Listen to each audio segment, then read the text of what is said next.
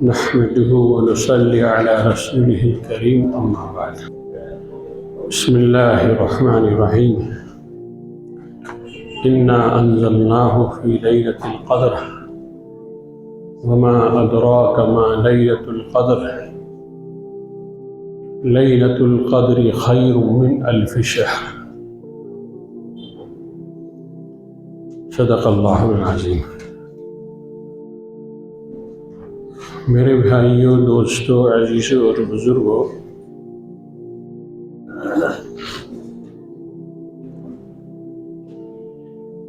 ज़िंदगी में बहुत कम मौके मिलते हैं जिन मौके से अगर इंसान चाहे तो वो फ़ायदा उठा सकता है, वरना वो मौके गफलत की वजह से, काहली और सुस्ती की वजह से ज़ाया हो जाते हैं।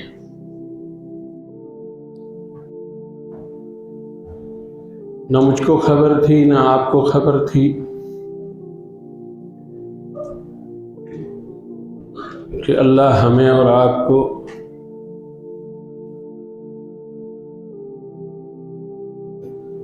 रमज़ान की ये ताक रातें अता फरमाएंगे।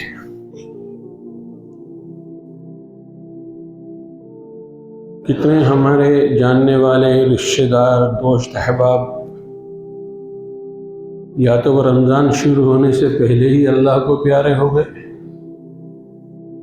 या रमज़ान में अल्लाह को प्यारे हो गए। इसलिए अल्लाह ने जो मौका दिया है, इस मौके से फ़ायदा उठाना चाहिए। हज़रत मौलाना तक़ी साहब उस्मानी दामद बरकातुहुम फरमाते हैं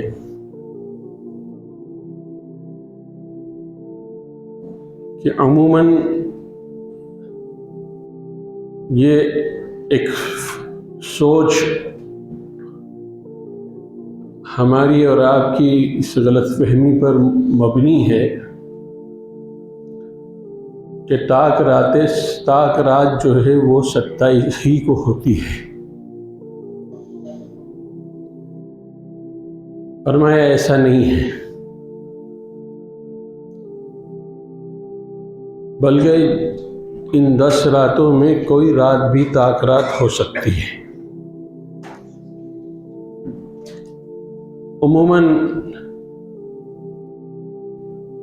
21, 25, 23, 25, 27 और 29 इन रातों में भी ताक रात हो सकती है, और 22, 24, 26, 28 और 30 में भी ताक रात हो सकती है।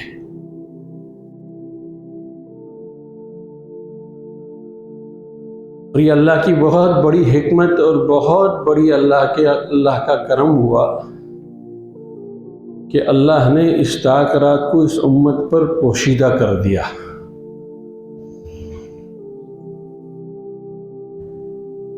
वरना हम जैसे, आप जैसे जो गफलत के ज़िंदगी गुजारने के आदी हैं,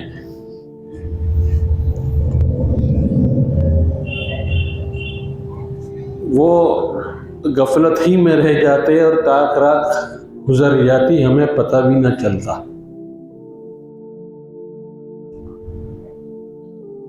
चुनांचे हदीस में आता है कि अल्लाह के रसूल सल्लल्लाहु तआला अलैहि वसल्लम फरमाते हैं कि मुझको ताक रात बताई गई और मैं निकला तुम लोगों को खबर करने के लिए कि ताक रात किस दिन है।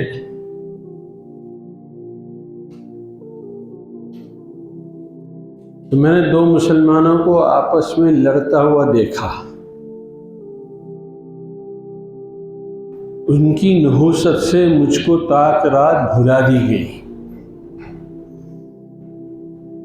अब आप सोचिए कि आपस की लड़ाई कितनी मनहूस है कि इतनी मुबारक रात अल्लाह के रसूल सल्लल्लाहु तआला अलैहि वसल्लम को भुला दी गई सिर्फ आपस की लड़ाई की वजह से।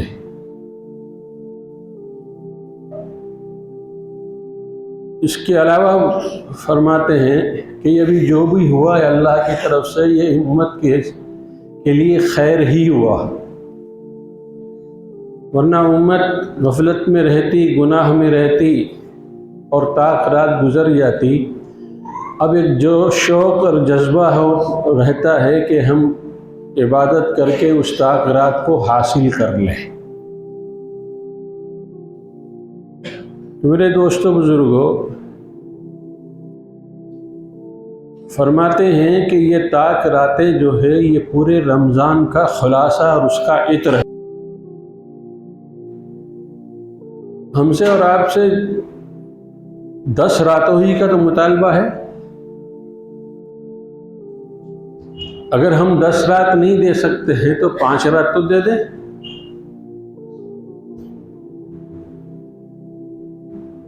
और इसलिए कि अगर किसी को ताक रात और शब कदर मिल गई उन ताक रातों में, तो 1000 महीनों से बेहतर है वो छोटी सी मुशक्क़त में मुब्तला करके बहुत बड़ा इनाम हम अपनी झोली में डाल सकते हैं। इसलिए मैं भी नियत करूं, आप भी नियत करें। होना तो ये चाहिए कि हम 10 रात अल्लाह को दे दें, और अगर हम नहीं दे पा रहे हैं तो 5 रात तो कम से कम अल्लाह के हवाले कर दे। अब जिसकी जैसी हिम्मत, अब जिसकी जैसी तौफीक। अल्लाह के यहाँ तो मामला तलब का है, जो कुछ मिलता है तलब पर मिलता है, बेतलबों को कुछ नहीं मिलता, और तालिब कभी महरूम नहीं होता। इसलिए ये मजमा नियत करे कि इंशाअल्लाह हम इन 10 रातों में या कम से कम 5 रातों में हम अल्लाह के सामने अपने आमाल को पेश करके अपने लिए अपने किस्मत में शब कदर को हासिल कर लेंगे। हज़रत मौलाना तक़ी साहब फरमाते हैं कि 3 काम करने हैं इन ताक रातों में, सिर्फ 3 काम। मैं उसी को बताने के लिए अब बैठा हूँ। सबसे पहला काम फरमाया कि सच्चे दिल से तौबा और इस्तग़फ़ार। पहला काम क्या है? हाँ, सच्चे दिल से तौबा और इस्तग़फ़ार। अगर हम अपना जायज़ा लें ना दोस्तों, तो अभी तक हमने सच्चे दिल से तौबा नहीं की है।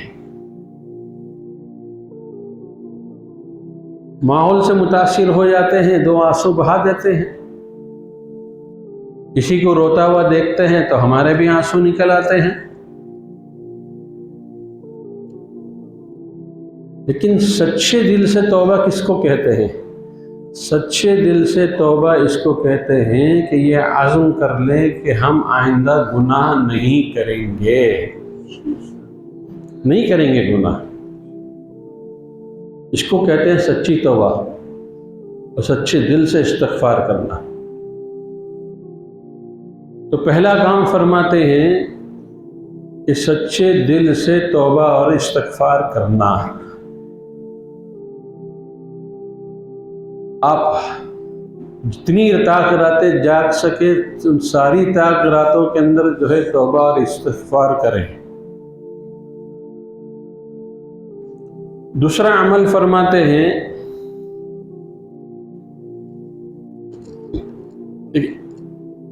उस रात का एक हिस्सा जो है कुरान की तिलावत में गुजारे। जितना भी पढ़ सके,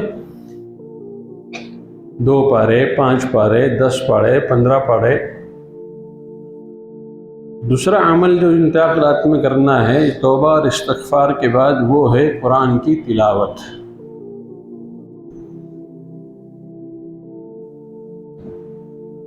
अल्लाह को अपनी किताब से बड़ी मोहब्बत है।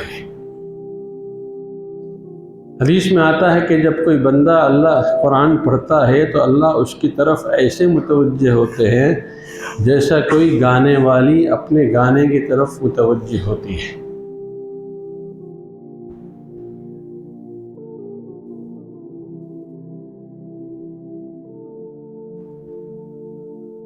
हमारे नदवे में तलबा के ज़िम्मे किताबी तालीम हुआ करती थी असर की नमाज के बाद। किसी भी तालीम जो बड़े दर्जे के होते थे उनका इंतखाब होता था कि वो किताबी तालीम पढ़े, और आम तौर पे किताबें जो है हज़रत मौलाना आली मियां रहमतुल्लाह अलैह की पढ़ी जाती थी।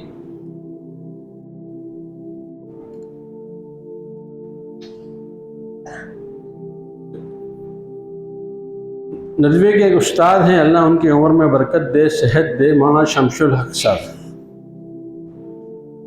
वही ज़िम्मेदार थे तलबा के इंतखाब करने के और तालीम की ज़िम्मेदारी देने के। तो उन्होंने, चूँकि बम्बई वो आया जाया करते थे और हमसे ताल्लुक़ काफ़ी था उनसे, तो उन्होंने कहा कि अब इस 15 दिन में, हर 15 दिन में जो है तलबा बदलते थे, इस 15 दिन में तालीम तुम कराओगे। मैंने उनको बहुत मन्नत समाजत की कि मैं बम्बई से आया हुआ हूँ, मुझे तो उर्दू भी नहीं आती है, और इतने बड़े मजमे में, असातिज़ा के मजमे में, तलबा के मजमे में और हज़रत मौलाना आली मियां की मौजूदगी में किताब पढ़ना मेरे बस का नहीं है। अगर कोई गलती हो गई तो तलबा तो किसी को नहीं बख्शने वाले हैं, वो किसी को माफ़ नहीं करेंगे। कहेंगे तुम घबराओ मत, मैं तुमको जिस असर के बाद जो तालीम होती है, असर से पहले मेरे पास आ जाना, मैं तुमको जो जितना पढ़ना है उसको जो है मेरे पास दोहरा लेना, अगर कुछ गलती होगी तो मैं बता दूंगा। मैंने कहा ठीक है, जब अगर आप मुझे सुनाने से पहले आप मेरा सुन लेते हैं तो मैं तैयार हूं। अभी एक हफ्ता भी नहीं गुजरा होगा, एक हफ्ते तक बराबर मौलाना के पास मैं जाता रहा अजान से पहले। मौलाना सबक के तौर पर मुझको वो उर्दू का वो पेज पढ़ा दिया करते थे, सुन भी लिया करते थे। एक मरतबा इत्तेफाक ये हुआ कि मौलाना कहीं गए हुए थे और असर तक नहीं लौटे। मैं जब मौलाना के घर गया तो घर वालों ने बताया कि मौलाना तो आए नहीं है और अब तो जल्दी आने वाले भी नहीं है, ईशा में आएंगे। तो मेरे तो ज़मीन खिसक गई पैर के नीचे से। मैंने कहा अब मैं क्या करूं? अच्छा, असर के बाद, असर से पहले का वक्त जो है हमारे नदवे में आराम का वक्त होता है, इसलिए कि हमारे यहाँ तालीम जो है एक ही वक्त होती है, 2 वक्त तालीम नहीं होती है। तो असर बाद आम तौर पर खाना वगैरह खा के बहुत लंबा कैरुल्ला होता है हमारा, कि तलबा भी जो है असर की अजान के बाद उठते हैं और असातिज़ा भी अजान के बाद। अब मैं इधर ढूंढता रहा, कोई दिख जाए कोई दिख जाए, यहाँ तक के जो है जमात खड़ी हो गई और मैं पहली सफ में जाकर खड़ा हो गया। वो तो मुझे नहीं मालूम मैंने नमाज पढ़ी कि नहीं पढ़ी, बस उठ बैठ तो करता रहा। अब जब सलाम फेरने के बाद मेरी बारी आई मिंबर पे बैठकर किताब पढ़ने के लिए, तो मैं कांप रहा था। खैर अब पढ़ना तो था ही, मैंने पढ़ना शुरू किया और हज़रत मौलाना आली मियां रहमतुल्लाह अलैह की जो मशहूर किताब है पाजा सुराग़ ज़िंदगी, वही किताब उस वक्त तालीम में चल रही थी। मैं पढ़ने लगा, अभी 4-6 सतरें पढ़ा होऊंगा कि तलबा की हंसने की आवाज़ चारों तरफ से आने लगी। मैं समझ गया कि कोई बहुत बड़ी गलती हो गई है मुझसे। खैर किसी तरह मैं जो रोज़ सवा सफ़े 1.5 सफ़ा पढ़ता था, मैं चंद सत्रों में मैंने बंद कर दिया और सोने पे सुहागा के हज़रत मौलाना आली मियां वहीं बैठे हुए थे। किताब तालीम ख़त्म हो गई। हज़रत मौलाना आली मियां ने कहा कि भाई किसने आज तालीम कराई, ज़रा उस तालिब इल्म को ले आओ, बुलाओ उसको। अब मुझे काटे तो खून नहीं। अब तो ऐसी इतनी ज़्यादा बदनामी हो गई है कि इसको उर्दू तक नहीं आती है और किताब की तालीम कराता है। मैंने कहा पता नहीं हज़रत मौलाना आलिम ये क्या कहेंगे। खैर में गया, मुजरिम बनकर गया। एहसास ये था कि पता नहीं आज क्या फरमाएंगे हज़रत। अल्लाह रज़ाए खैर दे, उनके दर्जात बुलंद फरमाए, जन्नतुल फिरदौस में आला मकाम नसीब फरमाए।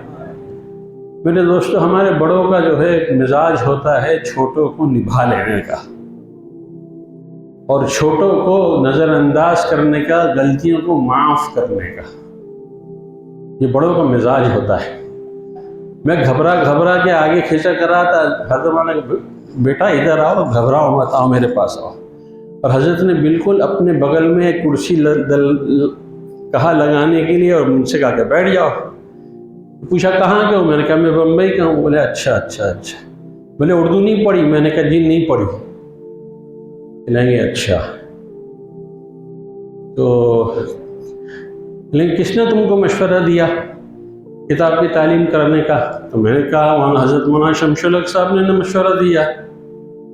बोलेंगे ठीक है कोई बात नहीं, उन्होंने तो अच्छा मशवरा दिया। अब मैं तुमको कुछ बात कहना चाहता हूँ। उन्होंने कुछ डांटा नहीं, कुछ फटकारा नहीं, कुछ बुरा भला नहीं कहा। एक अजीब बात कही नहीं जो मेरे दिल में एकदम नश्क कर गई और आज तक वो मुझे याद रह गई। माँ ने फरमाया कि देखो तुम मेरी किताब पढ़ रहे थे, तुम मेरी किताब पढ़ रहे थे, लेकिन तुम चूंकि किताब गलत पढ़ रहे थे इसलिए मुझे तुम्हारे गलत किताब पढ़ने पर तकलीफ हो रही थी। मुझे तकलीफ हो रही थी। मैं तुमको यह समझाना चाहता हूं कि कुरान अल्लाह की किताब है। कुरान किसकी किताब है? अल्लाह की किताब है। तुम बम्बई से आए हो, पता नहीं तुम्हारा कुरान कैसा है, मैं नहीं जानता, लेकिन अगर तुम कुरान सही नहीं पढ़ोगे तो अल्लाह को भी तुम तकलीफ होगी कि मेरा बंदा कैसा है कि इसको जो है कुरान पढ़ने नहीं आता, इसको मेरी किताब पढ़ने नहीं आता है। इस तरह हज़रत मौलाना ने समझाया। तब मैंने जो है फ़ौरन 2-3 दिन के बाद जो है वहाँ पर जो क़िरात की जो क्लासेस चलती थी, दर्जा चलता था जिसमें क़ारी साहब कुरान की मश्क कराते थे, मैंने अपने नींद को कुर्बान करके और अपने मामूलात को कुर्बान करके मगरिब बाद जो है उनके पास जाकर कुरान सीखना शुरू किया और कुरान मैंने उनसे सीखा। तो मेरे दोस्तों बुजुर्गों, हम भी देख रहे ना हमारा कुरान कितना सही है। हम कुरान पढ़ते हैं हम पढ़ते हैं सवाब के लिए, लेकिन ऐसा तो नहीं कि हमारे कुरान के पढ़ने की वजह से अल्लाह को तकलीफ होती हो कि मेरे बंदे को मेरी किताब पढ़ने नहीं आती।